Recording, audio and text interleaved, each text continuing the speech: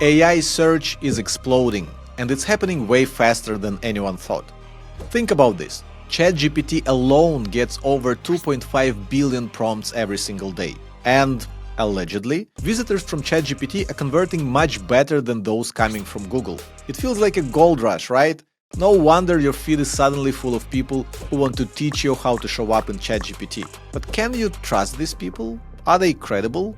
You never know. That's why I brought in Ryan Law, our very own director of content marketing at Ahrefs. Ryan and his team have carried out some of the largest studies on AI search, backed by millions of data points we've collected.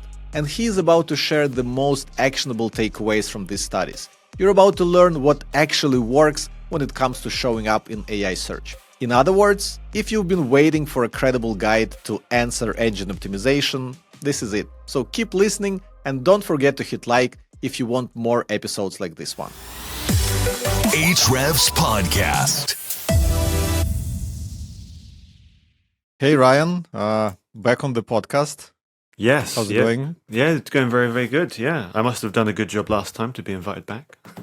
So the idea behind this episode, as we already discussed with you, AI search is all the hype in our industry right now, understandably, because AI chatbots are gaining more and more traction, more and more people are using them. So as marketers, we want to know how to show up in those AI chatbots. And you and your team, including our data scientists from Ahrefs, have completed a lot of research studies, studying what is happening in AI search, which metrics correlate with which metrics, how it is similar, how it is different from conventional search, and all that. And we've been publishing dozens of studies for the past 6 to 8 months on Ahrefs blog, and we were sharing some of these snippets on LinkedIn. And I thought it would be a good idea to collate everything we know about AI search, kind of proven data-driven information, not just opinions and such, into one podcast episode, which is why I ask you to prepare everything we've published on the Ahrefs blog so far, everything meaningful, maybe not everything, but everything that people or marketers or SEO professionals need to know as of today. Sounds good? Sounds perfect. Let's do it. Awesome. All right, share my screen. Cool. So I think it is worth very, very briefly caveating. I think the most important thing to say on this is that this is a bit of a wild west at the moment, right? And there are lots of people that sound very confident and have very strong ideas about, this is how you optimize for LLMs. Nobody has all the answers at this point in time. And I think you should probably be wary of anyone that is completely and utterly confident that they have some surefire method for appearing in AI search, because this is very changeable. A lot of this is quite speculative, and be wary of snake oil salesman, I will say. But with that said, okay, you lost us some credibility there, so let me reclaim some of it back. I think Ahrefs is sitting on the most data, like one of the companies that have the most data to work with and to study. So I am, of course, biased, but if I would trust some insights and research studies, Ahrefs would be one of the companies. So yeah, let's go. Let's see what we have. All right, cool. I think there's a good way of approaching this entire topic, and it's thinking from first principles. There are actually not that many ways in which you can influence your visibility within AI search, within an LLM. Obviously, one of them is increasing your visibility within training data. We know all these models are trained on vast corpuses of web data. They scrape the web, they look at Google Books, the Common Crawl data set, and they update that data from time to time. So if you can do stuff to have your brand and your website and your content appear more often in that training data, theoretically, you can be recommended more often, you would have better visibility. These models update periodically, kind of every 6 months or so, they seem to update their training data. I think the limitation of this is there's not that much you can actually do to influence how often you appear in this data. They're already crawling the web, you're already in it in a bunch of places. This is probably not the most actionable thing you could do to improve visibility. However, this second point I think is much, much more useful and much more important, and that is increasing your visibility in RAG data. So LLMs use, we've talked about this, retrieval augmented generation, where they need to go out and find new information where their training data does not suffice to answer a query. Basically, they do searches. I Yeah, don't like exactly that. overcomplicating things. RAG, retrieval, augmented generation. Let's just say they search the web. They use some search APIs, sometimes Google, sometimes Bing, sometimes Yep.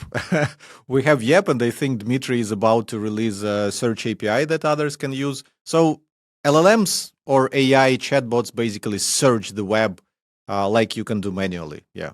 Yeah, exactly that. And that's good news for us because we know how to appear within search. We've been doing that for years. That is SEO, that is content marketing. So that's a great mechanism for us. And the last one, which is briefly worth touching upon, is basically Black Hat. There are people out there advocating for Black Hat things. There are temporary ways you can boost your visibility in a particular conversation or model. I don't think that's worth any actual legitimate brand considering to do long term because it doesn't last for long and it causes more trouble than it's worth. So with all of these in mind, one thing I would add here is that actually increasing your visibility in training data and increasing your visibility in those kind of sources or citations, we call them, that AI chatbots would pull from the web is essentially the same tactics. You just need to see like where your competitors are mentioned, where you are mentioned, where your industry is mentioned, and you have to get mentions there because then if AI chatbot would do a search and find those pages and create their answer based on what they see on those pages, this is one thing. But if some of the AI providers will decide to retrain their entire model on a more recent snapshot of the web, they will use essentially the same pages. So you're killing two birds with one stone, essentially. It's just appearing in AI answers that are not using any web search. Might take longer because I think right now all these AI companies are kind of wary of retraining their data because a lot of the content on the web is created by AI. And I think there's some concept of AI model collapse or something is when like AI is being trained on AI content through like multiple cycles and it just generates some bad results. So yeah, it's interesting what would be happening with the training data stuff, but essentially it's not that you have to use different tactics for those things. You do the same thing. You appear like on credible websites. But yeah, let's continue. Well, that segues very nicely to what I think is probably the most useful discrete tactic you can do, and that is building off-site mentions. A big part of how LLMs understand what your brand is about and when it should recommend it and the context it should talk about you is based on where you appear in its training data and where you appear on the web. What topics are you commonly mentioned alongside? What other brands are you mentioned alongside? I think Patrick Stocks has been referring to this as the era of off-page SEO. Like in some ways, the content on your own site is not as valuable as the content about you on other pages on the web. And these don't even have to be linked to offer value. Like there's still obviously tons of value in a backlink, but now there's, for LLMs in particular, a lot of value to just being mentioned without the link because the text itself is useful for training these models. And we did indeed test this with a bit of research. So we looked at the factors that correlate with the amount of times a brand appears in AI overviews, tested tons of different things, and by far the strongest correlation, very, very strong correlation, almost 0.67, was branded web mentions. So if your brand is mentioned in a ton of different places on the web, that correlates very highly with your brand being mentioned in lots of AI conversations as well. And one of the best ways to go about doing that is to look for the domains in your industry that are most commonly cited by AI search models. They all seem to have their own kind of preferences for where they go and prioritize getting information from. User-generated content is a huge one. You know, everyone's talking about Reddit at the moment and how Reddit is hugely visible in traditional search, but it's also hugely visible in AI search as well. So conversations about your brand, about your products there, very likely to get cited. Similar story with Quora as well. And third-party review sites as well. Quite famously, G2, they've suffered, as many brands have, from diminishing organic traffic, but their visibility in AI search is huge at the moment. So, conversations, pages, posts on G2 or CNET or even Forbes about your brand commonly get mentioned in AI search a lot. And a very similar story for YouTube as well. YouTube transcripts, YouTube videos get recommended very, very often. These are all great places to go and get your brand talked about and mentioned and discussed on the internet. And obviously, we have a tool that does exactly that. It actually helps you find the most commonly cited domains. A good example here, if you put in a topic like wild camping, which is something I do in my little free time. I think we call it niche. Like in Brand Radar, we say specify a niche, right? Like in the UI. Yeah, I think so. This is the old UI. I'm guilty of not updating it. It looks much prettier and more useful now. Yeah, if you put in whatever niche you're interested in, you can see not only the top domains that get mentioned most often across all of the thousands, hundreds of thousands, millions of conversations we have indexed. You can also see the individual pages that get most commonly mentioned. Obviously, if you can get your brand on those pages, yeah, immediately your AI visibility is going to shoot up in a pretty dramatic way.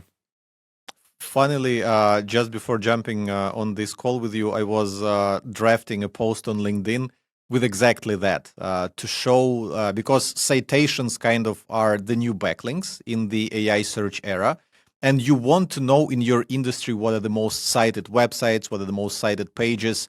So Brand Radar is perfect for that, because like you plug any industry, any keyword, any topic, or any your brand, competitor brand, and you instantly get a list of thousands of websites that are being cited by AI. So you have a lot to work with right away, instantly.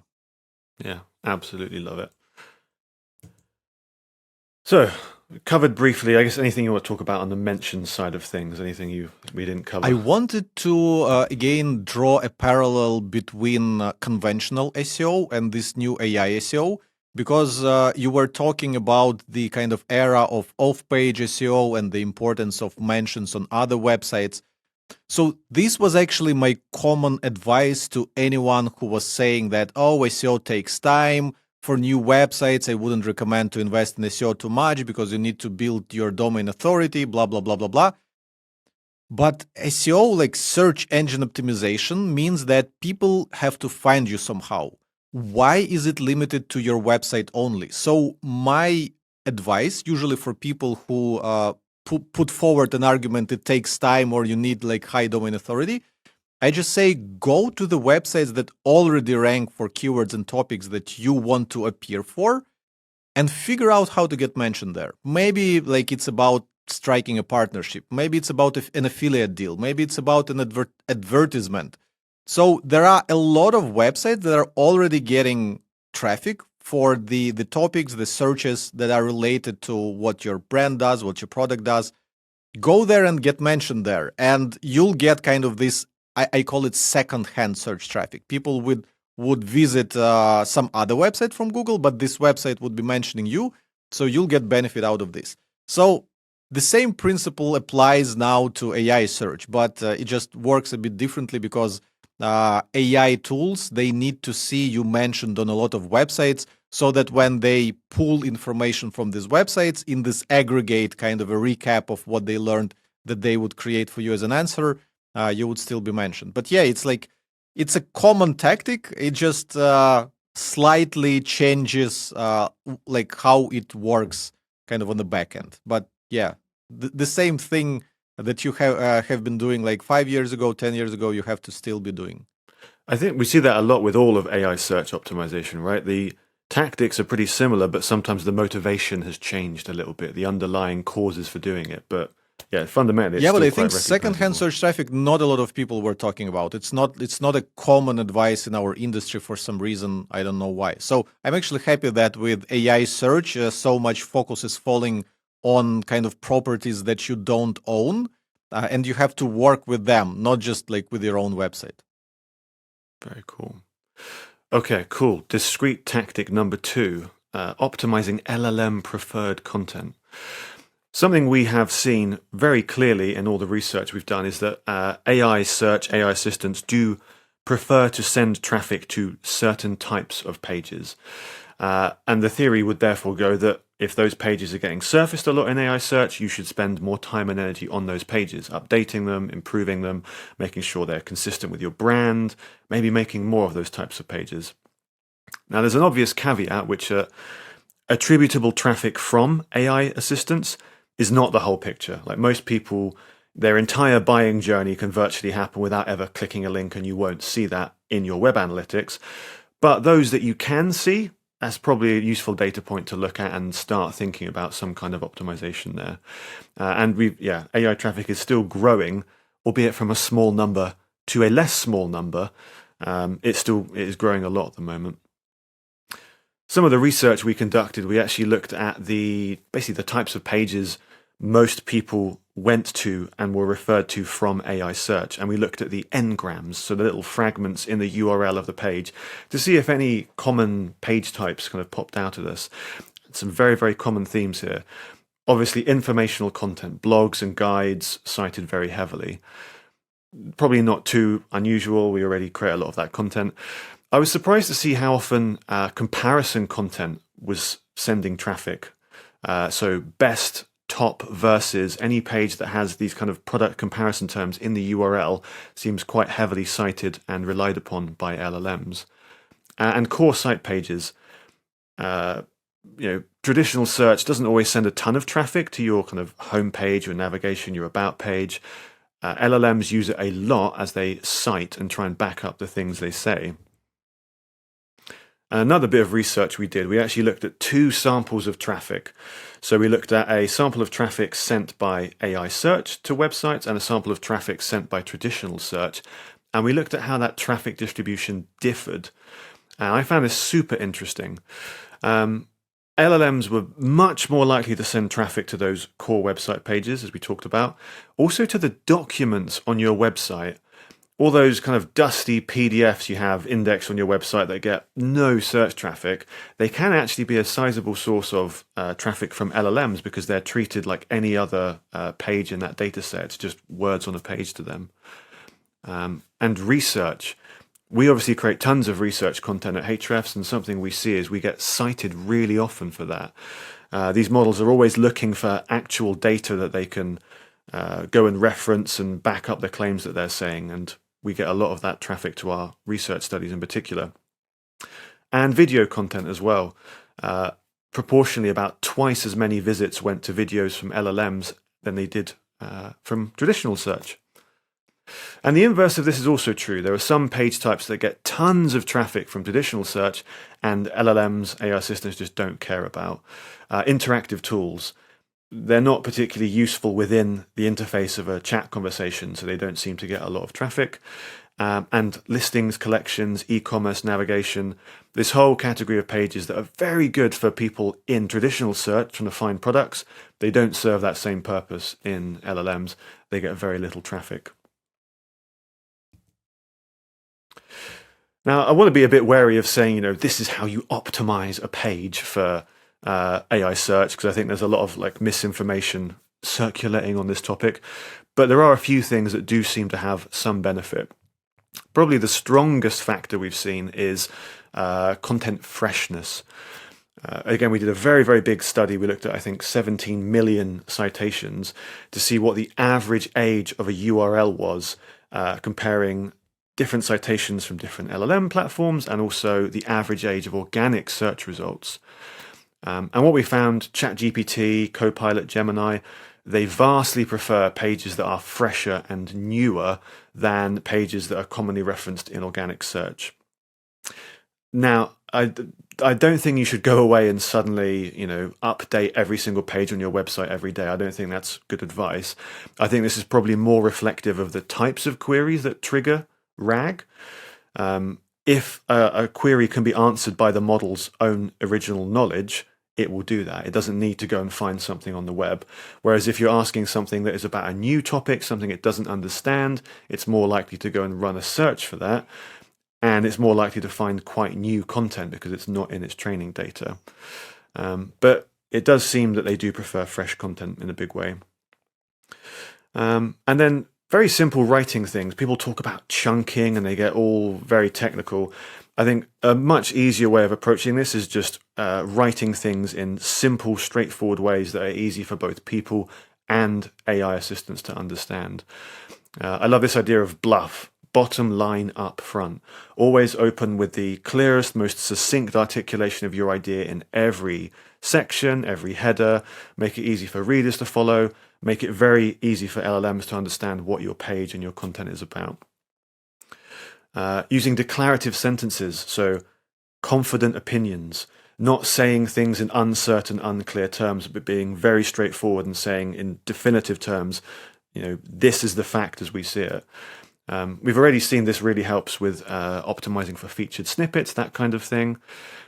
And yeah, this next one, few subject predicate hops, is a very pretentious way of saying don't write really long meandering sentences where you start talking about one thing up here, you talk for 5 sentences and then you conclude your point. Make sure that your sentences are very straightforward. The structure is very clear, because if it gets broken up by the chunking process of an LLM, that meaning might be lost. Entity richness. Actually, at Evolve last year, Bernard Huang from ClearScope gave this amazing talk, and one of the things he showed that was a lot of AI assistants, AI outputs, seem to prefer entity-rich text. They understand text by looking at the amount of entities in it and the relationships between those entities. And he found quite a strong correlation between the more topics you mention, the more brands, the more discrete contained things, and the likelihood it would be cited in featured snippets or AI overviews and that kind of thing. And global document context is just the idea that if you have a very, very long page, at regular intervals, remind the reader and AI assistants what the page is about. Provide context to that very long document in case it gets chopped up into pieces that you can't then follow. Yeah, I think this is all very kind of complicated stuff, but a lot of it boils down to simple, clear writing with a very clear purpose. Is there anything you want to say on that, Tim? Because I feel like you're a bit allergic to some of these terms. Yeah, I don't like overcomplicating stuff as usual, but yeah, I think it makes sense. Like, just good writing, essentially, good writing. And 2 things that I was thinking of in regards to this section about the pages that AI likes to be citing. First of all, I was looking at your graph with types of content, and I was expecting to see help there in a list of like blog, etc. On the previous slide, you had it on the previous slide, but I didn't see help. Somehow it probably didn't get into the types of content that you were checking for, because I think it should probably be top 10. I would imagine that people in AI chatbots, they might be asking very specific questions about I don't know, products, services, etc. And if those products have a well-maintained help section, I think our help section at Ahrefs is pretty good, and it gets quite decent search traffic itself, just from people trying to find an answer in Google and discovering our help section pages. I think that would be even more the case for AI assistants, because yeah, people are more inclined to ask them kind of more complicated, more contextual questions. So it's interesting that I'm not seeing help here. And another thing, I wanted to plug another feature that we recently released, because in terms of updating the most cited pages by AI from your website, you can just put your website in Ahrefs Site Explorer. And right now, like, the first widget that you see is the number of citations in AI overviews, in ChatGPT, in Perplexity, blah, blah, blah. So you can literally click on those numbers and you can see all the URLs of your website that we saw being cited by different AI chatbots. And then you can look through those pages. I think we might, I don't remember if we have the last updated date on that content, but I think it's easy to do. You can just export this list of URLs, and then you can quickly scrape your own website to see like what's the last updated date of all those pages, and simply keep them fresh. So Site Explorer, like I said, citations are the new backlinks, so to say, and knowing which pages of your website, of your own website, AI likes to cite is very useful information. So use Site Explorer, find all the URLs that we saw AI chatbots are citing from your website, and make sure those are well written, updated, have enough information about whatever you want to say. Look for gaps, because the fact that some pages are cited doesn't show you what else you're missing. So maybe again, you can put your competitors, see what pages of their website AI chatbots are citing, and that might give you ideas of what content is missing from your website, which could be useful for AI chatbots. Oh, we have a whole. I'll talk through that in a minute. Actually, entity gaps, sorry. content gaps. Don't worry, it's all good. Yeah, this is. So this is a very quick one. We can cover this very quickly. Hallucinated URLs. Something that, we all know LLMs hallucinate. They make information up in certain situations. They can also make URLs up. And actually, when we looked at this for our website, almost 4% of all the visits that during the time period we looked at from LLMs went to made up URLs, just completely non-existent URLs. Quite often stuff like hrefs.com/keywords, which is the type of URL you would probably expect our website to have, but it does not exist. And actually, we very, very easily now, we have in Web Analytics, our free for up to 1 million page views website analytics tool. We have, in 2 clicks, you can set this up and monitor this for yourself now. We have a dedicated filter for finding hallucinated URLs, which is very, very cool. So instead of doing this very long and convoluted process using app scripts and all sorts of things, you can just click that and find it. But basically, you're looking for pages that get visits from LLM traffic, but return a 404 status, because there's a very good chance that those URLs just don't exist. They're just made up by the AI model. So we talked a bit about the training data earlier. I think there is one aspect of this which is worth considering, actually. There are some novel sources of training data that are used to train LLMs that traditionally do not have that much of an impact on organic search, and it may be worth kind of optimizing these data sources. So probably the best example of this is GitHub. Basically, every GitHub repo that your company possesses is almost guaranteed to be trained on by LLMs. That's just one of their core data sets now. And actually making sure that you have lots of context and information in there, you explain what the repos are about, you have references to your brand and your products, other links to helpful content, that kind of thing, that actually could ostensibly have a benefit to your visibility in LLMs generally. Obviously, if any company has a Wikipedia page, that is guaranteed to be trained upon. And even some more obscure data sources. I've worked with plenty of companies that published original research papers. They are very likely to get trained upon. So any way your brand is mentioned within there is going to influence your visibility. Patents that you publish, even books. Obviously, Tim, we've published books in the past. We want to do more of that. They are things that get trained and read by LLMs and can genuinely impact brand visibility.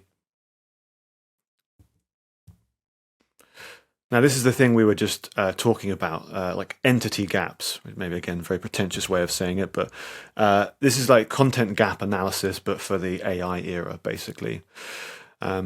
Obviously, AI assistants, they try and mention your brand based on its understanding of what it is. What is it well known for? What does it offer? What are the characteristics of your brand? And one of the ways it understands that is this idea of co-mentions. It looks for the words that are used in relationship and nearby to your brand. So, Patagonia, outdoor clothing brand, it is commonly mentioned alongside the product Nano Puff hoodie, and that is in turn often mentioned alongside words like wild camping or backpacking or lightweight. And this happens on thousands of pages across the web, and in aggregate, this helps the model understand what that brand and those products are actually about. But it's very possible to have quite a substantial disconnect between the topics you would like to be visible for and you would expect to be visible for, and the topics you actually are visible for and LLMs actually understand to be related to your brand. And one of the best ways to really viscerally and quickly see this in action is to do some competitor analysis. So use brand radar for this. One of my favorite things to do is pick your brand, the brand you're interested in, compare it to your biggest competitor, and see all the conversations where your competitors are mentioned and you are not. Because this is quite often a really good understanding that the LLMs do not understand that aspect of your brand. This is a good chance for you to create content to close that gap. So a great example here, Fjallraven versus Patagonia, another great outdoor brand. We found the topic basically school backpacks. This is something that Fjallraven absolutely dominates. Every search, every query about this, Fjallraven is highly up there. Patagonia is completely absent from that. And potentially there's no good reason for that, right? They both make good quality, long-lasting backpacks. This is an occasion where if Patagonia wanted to be visible for these topics, they could create content for it on their site and also off-site on all those different websites we mentioned earlier to help the AI develop that understanding that actually, yes, Patagonia should be mentioned in this context. That is highly relevant for us. Very similar to what you do, content gap analysis with traditional search. What do your competitors rank for that you don't, that you would like to rank for? Create content on that topic on your website and on other parts of the web as well. What I love about this the most is that, to the best of my knowledge, Brand Radar is the only tool where you can do this kind of, content gap, entity gap analysis, because with all other kind of AI visibility trackers that we've seen, they require you to give them a list of prompts. So you're already creating bias by selecting which topics you want to check your brand for, which prompts you want to check your brand for. And typically they allow like a few hundreds of prompts, and that's about it. So you're limited to the data that you are giving to the AI tracking tool in the first place. While Brand Radar is based on millions of existing prompts, so you might be surprised with the prompts that your brand is actually showing up for or not showing up for. So yeah, I think Brand Radar is quite a unique tool in that sense, because you don't have to set prompts in advance. We'll have that possibility as well. Like if there are certain key prompts that you want to make sure that you will nail over time and you want to see your progress. But for studying your visibility and for comparing your visibility to that of your competitors, having a large kind of index or database of prompts to research gives you a lot of advantage. Absolutely. So another very simple, very quick one here. Avoid too much JavaScript. So last time I looked into this fairly recently, most AI crawlers still do not actually render JavaScript. So although modern search today is actually pretty good at understanding JavaScript-heavy websites, they can access all that content. Google does a great job. AI search is not as mature by any stretch of the imagination. So if you have very important pages with very important information and products on them that rely heavily on JavaScript, there's a good chance they're basically invisible within AI search. I will say this is probably going to change. What we have seen is that AI crawlers, AI search, it lags behind traditional search because we've masses of years of head start developing that technology, but they are catching up very quickly. I think back in May when we looked, this was Cloudflare data, about 25% of all bot requests around the world came from AI bots, and that was growing increasingly. And maybe that's what we've just seen happen, with Google deprecating the num parameter they just did. There's a lot of bot traffic on the world. They're scaling up their infrastructure very quickly. So rendering JavaScript, they'll probably solve that at some point fairly soon, but for the time being. Plus, there's opportunity for Ahrefs' own search engine, because we can just feed to AI chatbots not the URLs for them to scrape themselves, but we already have the content of all these URLs, so they can use our search API to get full content of the pages that we have in our own index. So we'll see if any of the AI chatbots would want to capitalize using Yep Search. Would be interesting. Cool. This is the last kind of big substantial tactic. So this has been very trendy and very hype recently, this idea of fan out queries. I like those buzzwords. Oh, I know. They're very popular, aren't they? We did some research recently. Well, Louise on our blog team did tons of research. Obviously, when an AI assistant goes to a search index like Google and runs a search, the obvious question is, what is it searching for? How is it actually finding that information? My first thought was always, is it just entering the user prompt verbatim into Google search and retrieving whatever results come back? And it seems like, no, that's not the case at all. What we found, only 12% of the links cited by ChatGPT and Gemini and Copilot were actually in the top 10 results for the user prompt that was entered into the AI interface. There's a different process happening here, and it's what people call fan-out queries. Instead of using the user prompt to go and search, the AI thinks about that prompt and it says, right, what simpler Google searches can I go and run to retrieve the information I need, combine it together, and give a good response? Because we all use AI in a very conversational way. You know, the average length of a query is something like 25 words, I think some researchers showed. That's not always good for Googling, so it generates these query fan-outs instead. And this is already gone now, but very briefly, there was a window of time where you could actually see the fan-out queries that were generated in ChatGPT web search via like the JSON response they were sending. So if somebody entered, what are the best cheap sunglasses of 2025? That wasn't the question that was then Google searched. It was stuff like men affordable sunglasses review 2025, best cheap men's sunglasses 2025. They're obviously quite similar, but they are different. And actually, even I Perplexity. think someone mentioned that it could also be the reason why we were seeing those inflated impressions in Google Search Console, right? Because those AI chatbots, like you're doing one search, they're doing 3, 5 searches, and this is because like so many millions of people are using those AI chatbots. This is why impressions in Google Search Console went up for a lot of people, a lot of websites. Well, at least that's this theory. Yeah. Yeah, I think Deep Research does something like 10 to 25 query fan outs at a time, which is just crazy, right? From one user input. So it makes sense.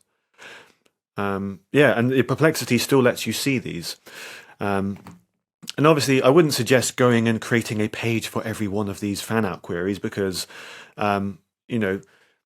without actual clickstream data, which as far as I know, nobody has at the moment, we don't know how often individual specific queries are being searched by real people, right? It's just guesswork at this point.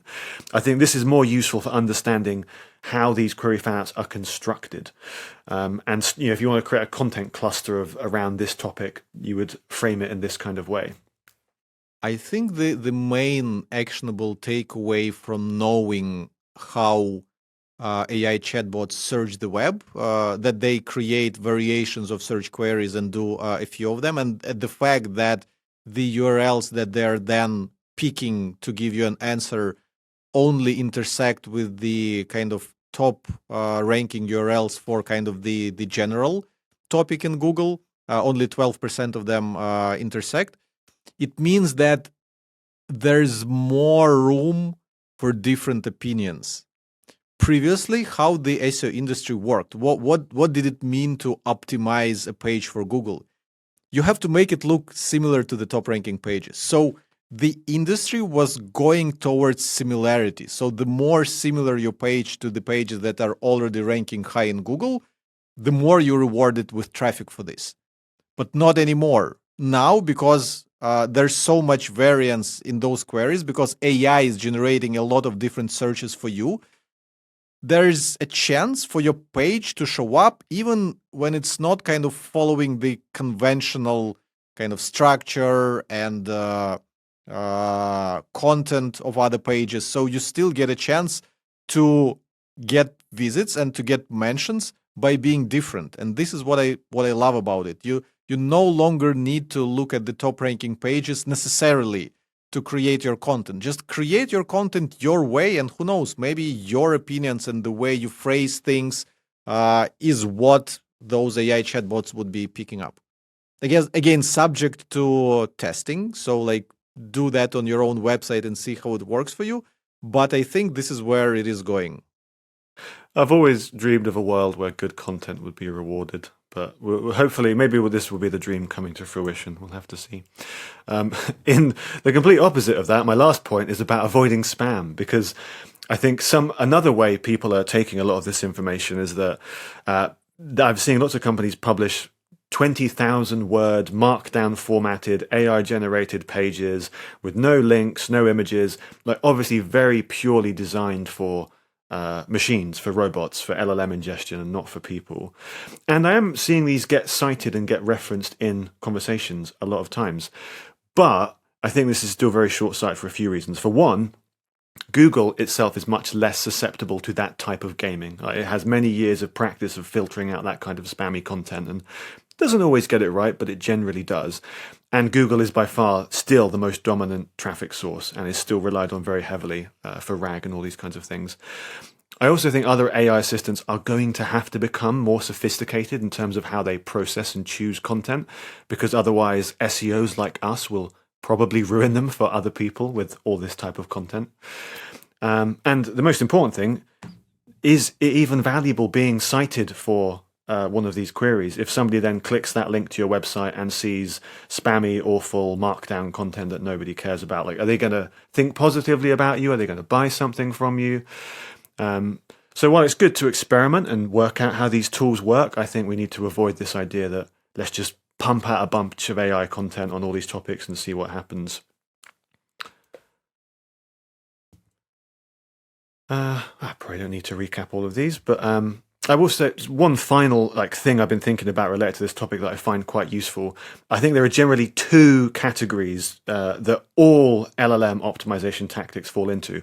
One of which is a tactic might be useful in AI search, and it is already very useful in traditional search. Like, we see a lot of overlap, on-site content creation, getting mentioned in third-party content, engaging on Reddit. Anything you do in this category is guaranteed to be useful because it's already useful for SEO. And then there's some of these more novel and exciting and exotic things that may be useful in AI search, but we know they have no usefulness in traditional search. LLMs.txt, this idea of chunking in very technical ways. A lot of people index on this because it's trendy and new and exciting and they get a lot of attention for it. I think if you're trying to grow your brand visibility, do stuff that falls in that first category that also has utility in traditional search, because there's tons of stuff that overlap. There's tons of overlap between these two areas. I think one thing that we didn't cover is that AI search, as in AI chatbots like ChatGPT, Perplexity, Gemini, it's not killing traditional Google search. So people who see traffic to their websites dropping, it's not because people are switching to ChatGPT. It's because the freaking Google is displaying AI overviews who are eating traffic from you. And again, quick plug, in Ahrefs, we have a filter for keywords that display AI overviews. So you can plug your own website, you can go to a list of all the keywords that your website is ranking for, and you can filter them by those that do display AI overviews and don't. And the chances are, if you saw significant drops in your search traffic, it's probably because a lot of the keywords you're ranking for are now displaying AI overviews. So yeah, what we're seeing from the data, and Rand Fishkin did a great study with Clickstream data, that people are still using Google as their kind of default conventional search engine. At the same time, the adoption of AI chatbots like ChatGPT is growing, definitely. I think his numbers were it went from 8% of people they studied to 22% or something, so it kind of quadrupled. But that doesn't affect, that's an additional thing that people using. People are not migrating from Google to ChatGPT. And this is my personal observation of my own habits. I'm using ChatGPT, but I'm also using Google for a lot of stuff. And you switch between the two. Sometimes ChatGPT would give you an answer. You would take, I don't know, a brand, a product or something, and then you would go to Google to find their website, to find more information about them because it is more convenient for you. So it's very important thing. Do not put all, even though these strategies intersect a lot, do not put all your efforts suddenly in AI without caring about search. search still works. Google is still there. Yeah, they are eating traffic from us by displaying their own AI answers, but it's still important. Okay, to wrap up, one final note is I warned Ryan before doing this podcast that we're going to show this recording to our technical SEO god, Patrick Stokes, who has also been very, very in the trenches with all the research studies. He performed actually some of these research studies himself, and he's been following what's happening in the industry. So Patrick would double check if all the statements from myself and Ryan in this episode were correct and factual. And probably we'll record a follow-up episode with Patrick where Patrick would point out some of the things we've missed or provide additional context to some of the things, or even say where we were wrong. And like Ryan said, is a very Ahrefs thing to do, to kind of double check ourselves and admit where we were wrong. So yeah, if you enjoyed this episode, please subscribe to get the next episode with Patrick. If there would be enough things that Patrick would find that we didn't say in this episode. Thank you, Ryan. I'll see you again after some time. See you later, Tim.